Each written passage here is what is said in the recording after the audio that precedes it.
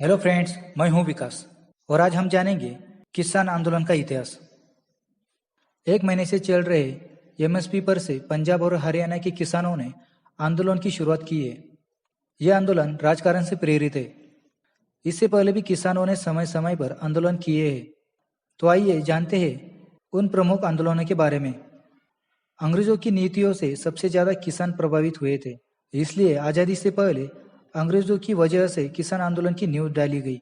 उस वक्त के अंग्रेज और देसी रियासतों के शोषण, पक्षतापूर्ण व्यवहार और सरकारी अधिकारियों से होने वाले व्यवहार की वजह से आंदोलन किया गया।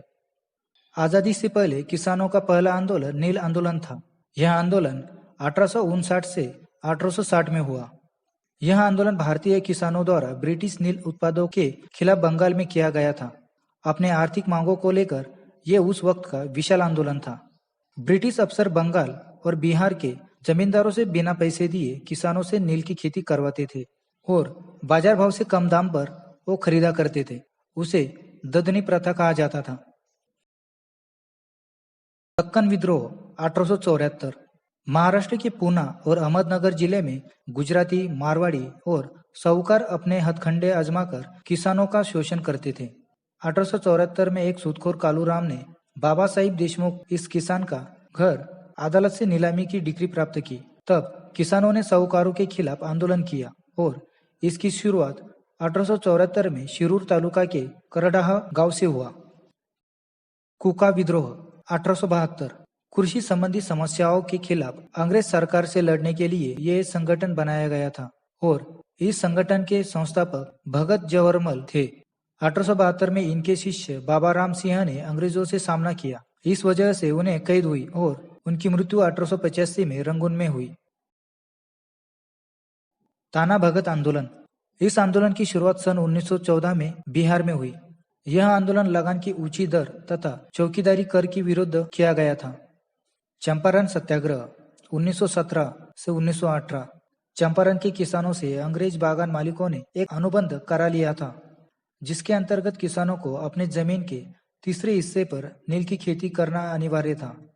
इसे 3 कटिया पद्धति कहते थे।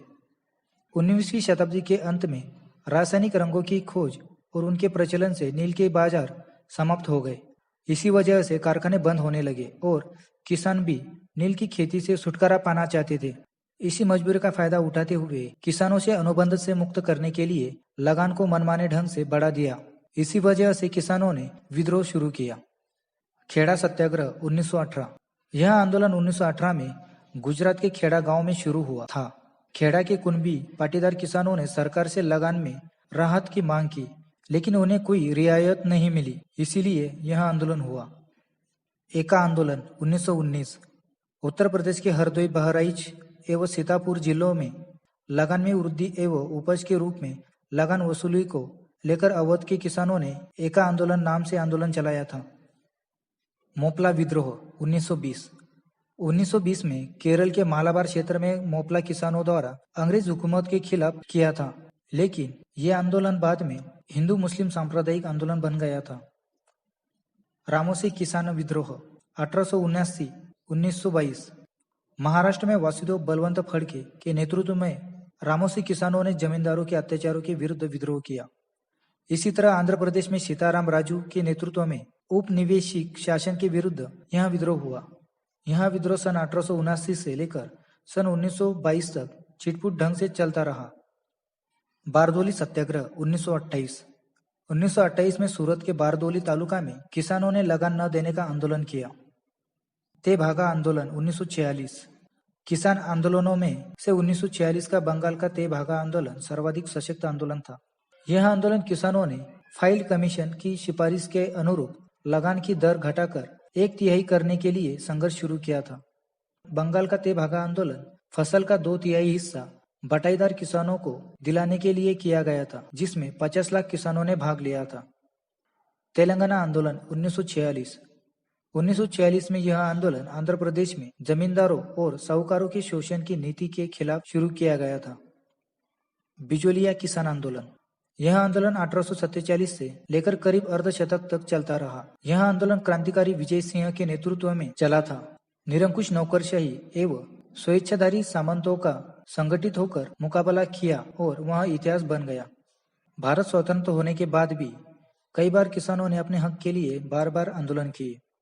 32 साल पहले 1988 में उत्तर प्रदेश के किसान नेता महेंद्र सिंह टिकैत लाखों किसानों को लेकर बोट क्लब पहुंचकर धरने पर बैठ गए थे। उनकी मांग थी कि गन्ने की फसल के दाम ज्यादा मिले और बिजली पानी के बिलों में छूट मिले, जो उनकी मांग पूरी हुई। महाराष्ट्र में भी 2018 में दूध उत्पादक किसानों ने दूध के सही दाम न मिलने से नाराज होकर आंदोलन किया था। 2020 में नए कृषि कानून के खिलाफ किसानों ने आंदोलन शुरू किया है। किसानों का कहना है कि यह नए कृषि कानून को रद्द किया जाए। यह जानकारी पसंद आई हो तो लाइक, सब्सक्राइब और कमेंट करना ना भूलें।